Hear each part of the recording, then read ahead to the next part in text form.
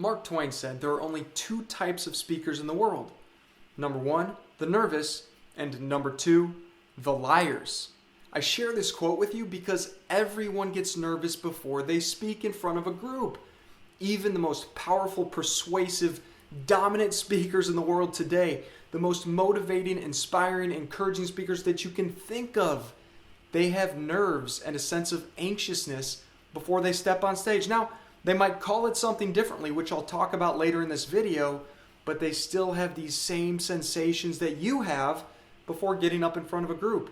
And so whether you're looking to speak to a group of a few that are on your team, maybe 4 or 5, or several or hundreds, it's vitally important that you can start to overcome this anxiousness and this sense of nerve, because it'll allow you to excel in your life.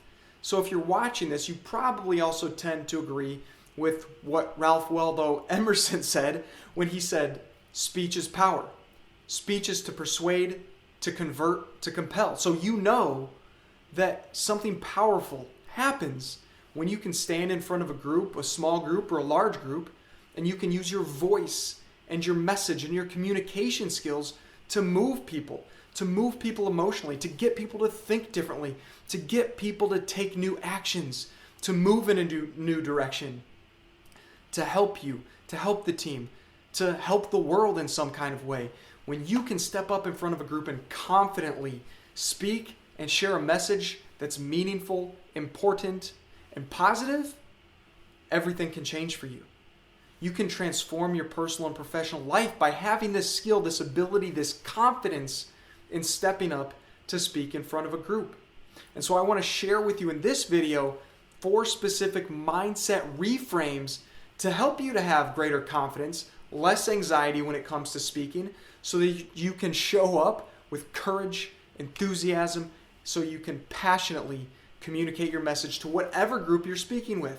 I'm JJ Peller, author of the book Attract Your Potential, and the purpose of this channel is to empower, inspire, and encourage amazing people like you to have greater levels of confidence, communication skills, and the mindset necessary to become the best version of yourself, take your life to the next level, and achieve your biggest dreams and goals faster.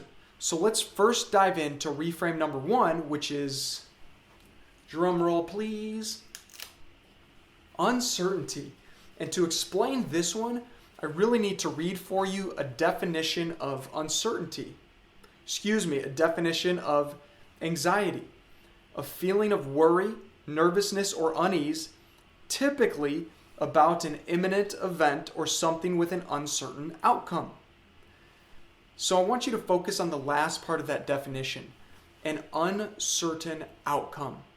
What happens for most people when they're thinking about stepping up on stage or in front of a room to speak with a group, they think about the uncertainty of what's going to happen.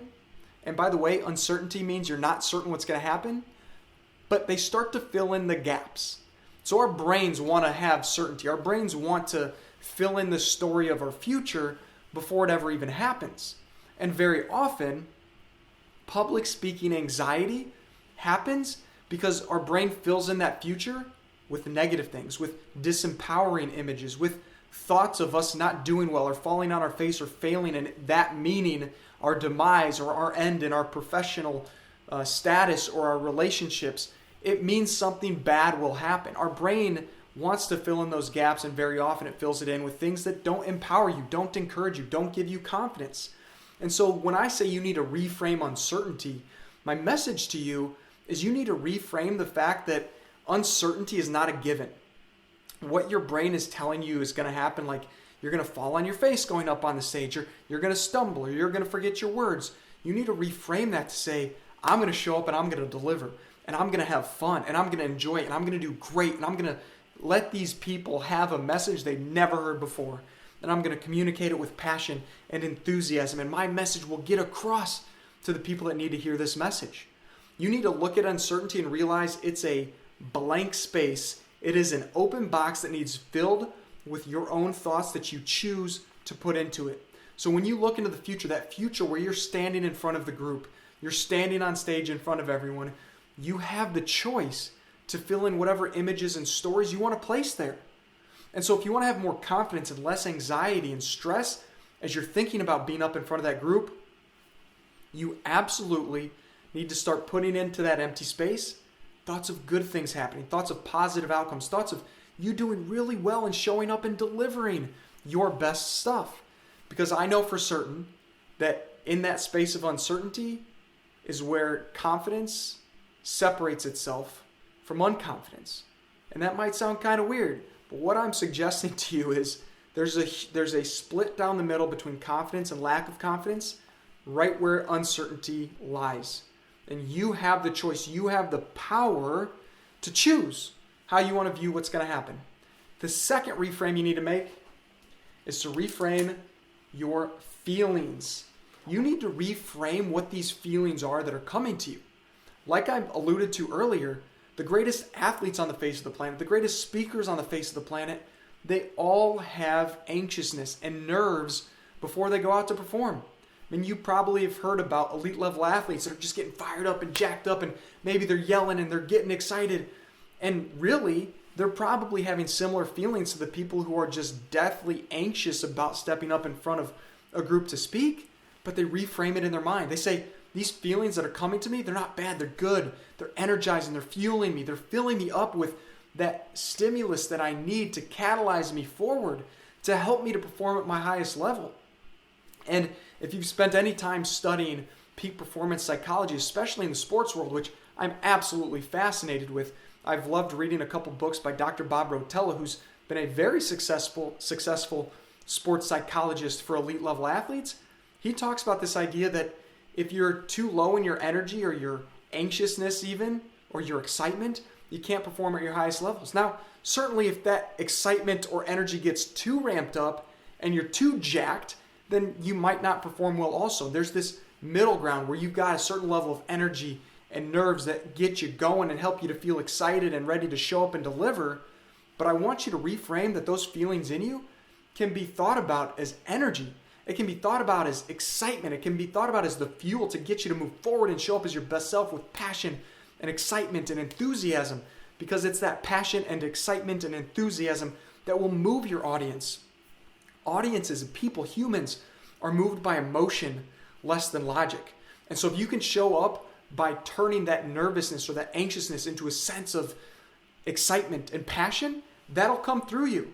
And I also remember learning from one of my coaches growing up in sports who said, if you're not nervous, you don't care. If you're not nervous, you don't care. So I believe that if you care at all, you're going to have some level of nervousness. So what I'm sharing with you in this video, I'm not trying to tell you that you should eliminate all of your anxiousness and nerves before you speak in front of a group. In fact, I think a little bit of that is helpful, as I just mentioned. But I want you to reframe it and know that it means you care. I know that it means you care. Now the question is, what do you care about? Do you care about serving the audience? Or do you care about how you look, how you're perceived? Because if your attention is focused on you and how you're perceived, that's not a good anxiousness to have. But you can change it, which is the great thing. So now instead of getting nervous about how you're perceived, get nervous or feel that sense of anxiousness and that excitement about how you can serve people, about how you can help, how you can deliver, how you can change people's lives by delivering the message that you're about to deliver. And the third reframe you need to make is about your audience. You need to reframe what your audience is thinking about you. Because unless you're a mind reader, which you're probably not, because I don't think anyone technically truly is a mind reader. We can guess and approximate, but you can't read minds. So you're probably getting nervous because you're thinking to yourself, well, this audience is not going to like me. This audience is going to think I'm a fool. This audience, I'm going to stumble and they're going to laugh at me. And these people in the audience are going to think I'm kind of ridiculous. You've got all kinds of thoughts going on in your head about what the audience is perceiving of you. But because you, like the uncertainty, have the opportunity to decide what your audience is going to think about you, why not choose to think positively? Why not choose to think empowered thoughts? Why not choose to think things like, this audience wants to hear from me. This audience is excited to hear from me.